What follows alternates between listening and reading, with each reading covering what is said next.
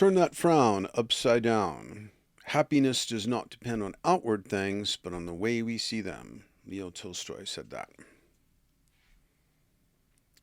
And for a Russian to say that, it means a lot. Turn that frown upside down. You may feel alone in a toxic wasteland, but don't give in to despair. Studies show that pessimists outperform optimists in reality testing, but in every other way, health, wealth, life satisfaction, fulfilling relationships, productivity, optimists are better off. Choose optimism as a perceptual stance despite what this troubled world seems like. Necessary optimism is not the same as Pollyanna optimism, it's all good, or glib positivity Nazis who seek to impose an upbeat tone and interpretation of themselves and others oblivious to authentic suffering.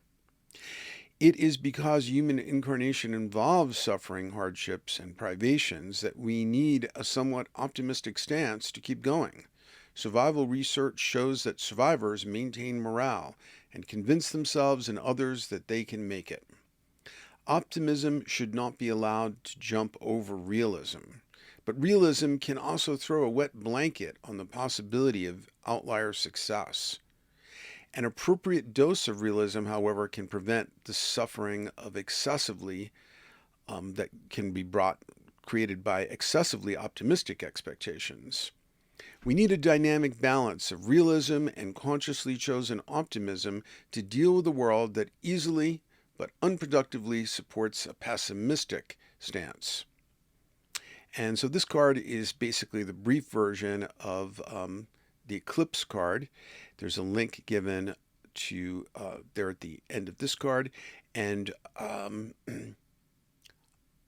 would highly recommend watching the YouTube version of that, which has a lot more content.